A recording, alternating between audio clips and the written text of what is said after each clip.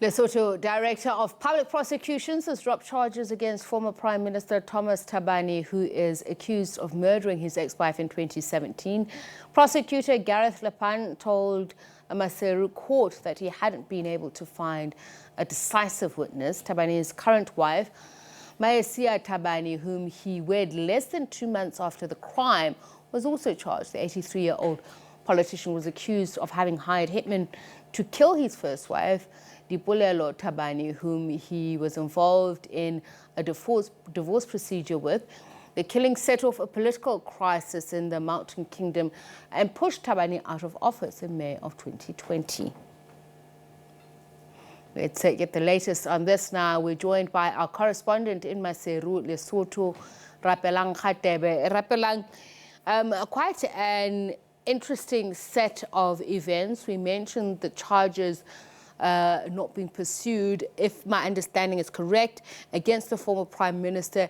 Does the case also convey to his wife, is she also off the hook?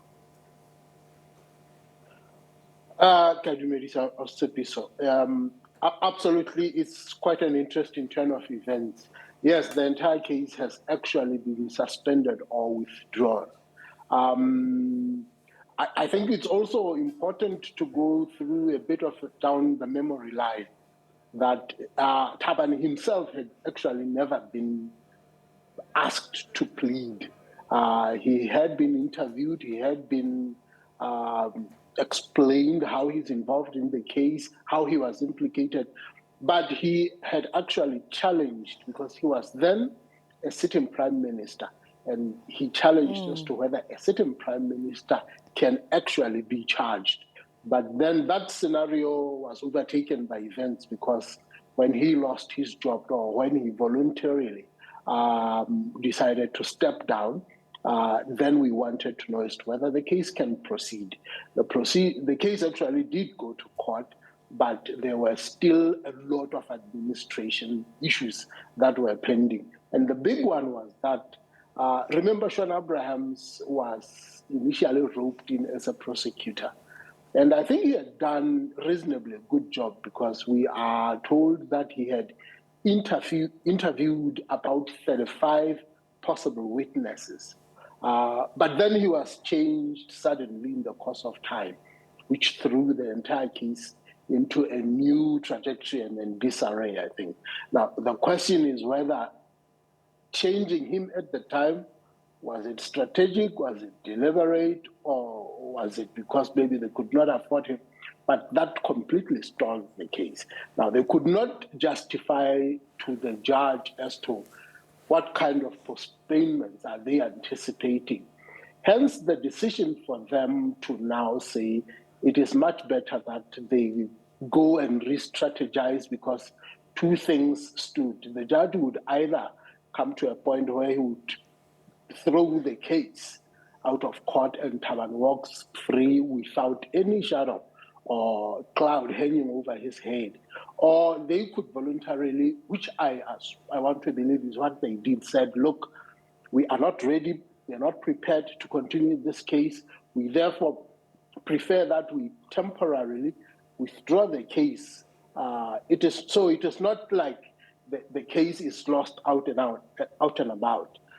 They have just decided to take a decision not to proceed for now, until at least they are more arranged. Remember, what happened is, now the suspects either being embarrassed by not having protection, some of them started falling dead, literally, quite a few of them.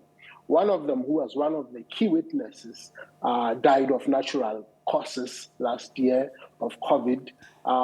And one took off and fled to South Africa. And this is the person who was with the deceased at the time.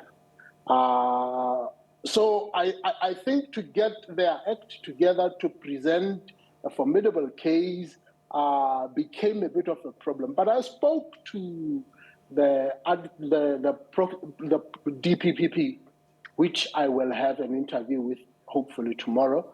I also spoke to the police commissioner, whom will also grant me an interview tomorrow to give me more details into this.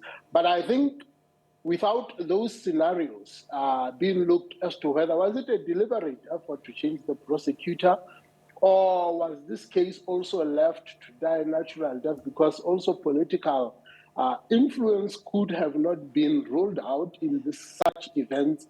So this is where we need to really find out as to whether what happens from now on. Let's Otherwise, talk about Thabane some of the remains witnesses. with a cloud. Let's talk about some of the witnesses. Rapelang Radebe was one of the key witnesses, also known to have been instrumental in the founding of the ABC party by the former Prime Minister. Give us a bit of background into that. Indeed, Rapelang Radebe, popularly known as Chakela, is the one who died of, we believe, his natural causes. He died of COVID last year, and his faction of the farmer music, he had been fingered in some of the activities surrounding that case. But as to whether he is the one who ordered, or we want to know who pulled the trigger.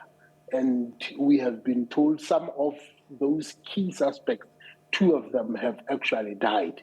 There are 2 that we are told that are still at large. And the question is whether, what will now happen to them? Because some of them are also saying their protection if they are witnesses. These are the answers we still need to know. So yes, we have ruled out the possibility of ever knowing the side of the Rapelang Radebe because of natural death. I'm trying to establish if there is a link, tenuous or not, between this criminal incident and politics. As we mentioned that Mokete, although deceased, was a part of the ABC and then later defected to the DC. You mentioned from the onset, Tom Thabane tried to claim immunity against prosecution, even though the charges were not put to him. What does this do in terms of the political prospects of the former Prime Minister? Does it open the way for him to rejoin the fray ahead of elections? I doubt that would be his ambition.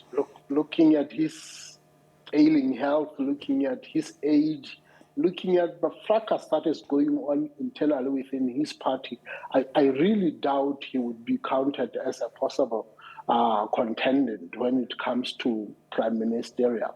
But I think he would want to have this cloud cleared over his head.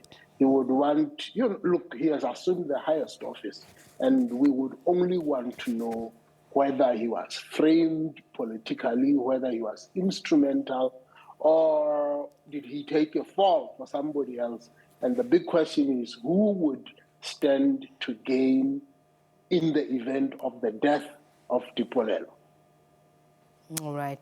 Thanks for that, Rapelang. We'll leave it there. Of course, as you said, he will have more details for us tomorrow.